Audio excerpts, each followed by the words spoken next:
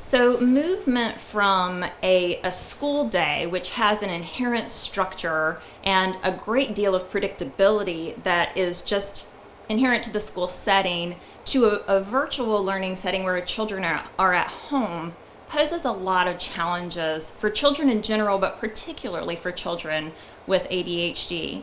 And probably the primary challenge is, if we think about this is a challenge of internal regulation.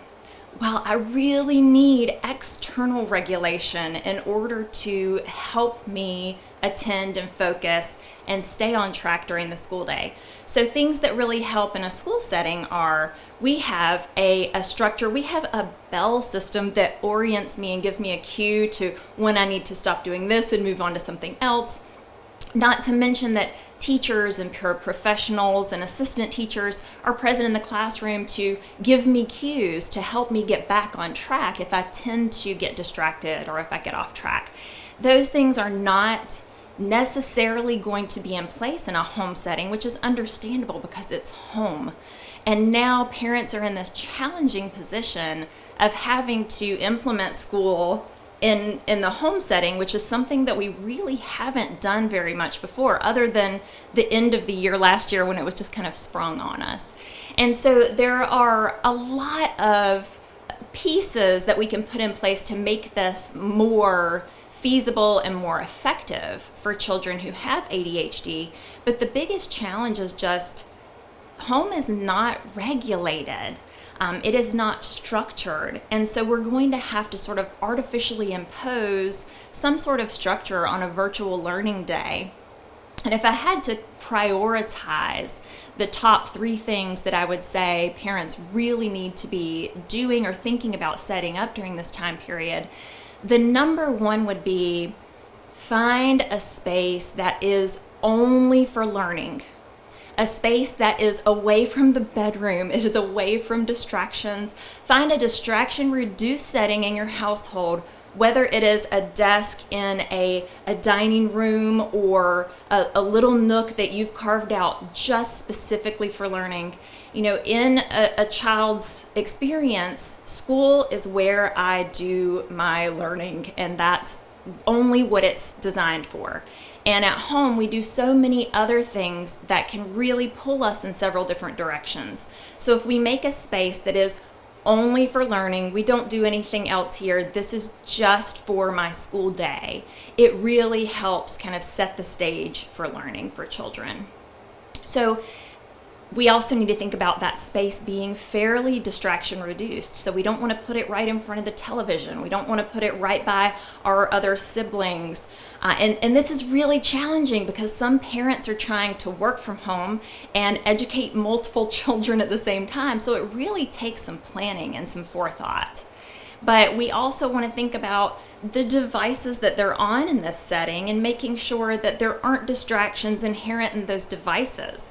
And so it may be that if there's a school-provided device, we don't have any other apps, anything else on that device. It is exclusively for schoolwork, and that's all we're going to use it for.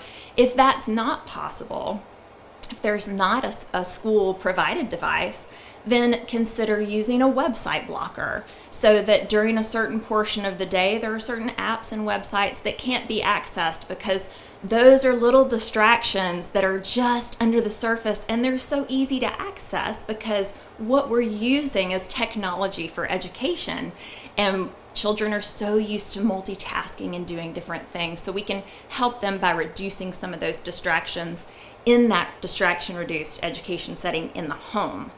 And if we think about what they really need that they're missing from school is that structure piece, we're going to have to give some structure to our virtual learning school day.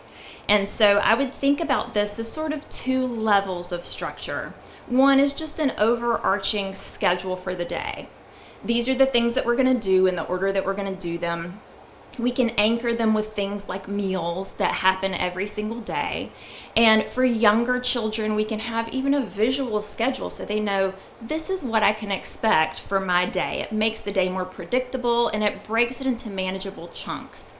And then we need to think about for the work periods of the day, breaking that down even further, particularly for children who have attention challenges.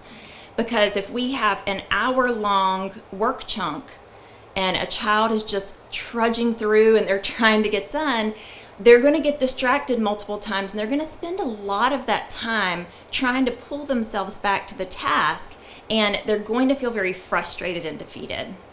So we really want to think about capitalizing on the attention span that they have. So it's really helpful to watch your child and see about how long can they work before they start to get off task. And that'll give you a good idea of about how long you should set up work periods before you have a break. And we want to have breaks in our larger overarching routine, but we also want to have smaller breaks in between those work segments. So if you notice your child focuses for 10 minutes at a time, we don't want to push for 20 because we're going to lose them, and then they're going to be having a harder time just getting themselves back to the task. So we really want to capitalize on where they are now, and I like to think of it more as we want to have an attention sprint rather than an attention marathon. And so we want to have these small little work components where we have a break afterward, and it doesn't have to be a long break. 2 minutes is a good break. Oftentimes, if we do something physical, it helps to break up that time period a little bit more. Maybe just walking around the table or the living room a couple times, doing some jumping jacks, and then getting back to the task. So we want to really work with those breaks. And it seems almost counterintuitive because you think, I have parents telling me, I have been working all day with my child. We start at 7 o'clock in the morning and we go until 6 or 7 at night just to get a school day's work done. And oftentimes we're trying to push through and we're trying to get done. And when I say we need more breaks, they say, whoa, we're already working 12 hours here. And it's not necessarily the amount of time that we're working all together, but it's the amount of time that we're working that's really focused that makes for more efficient learning.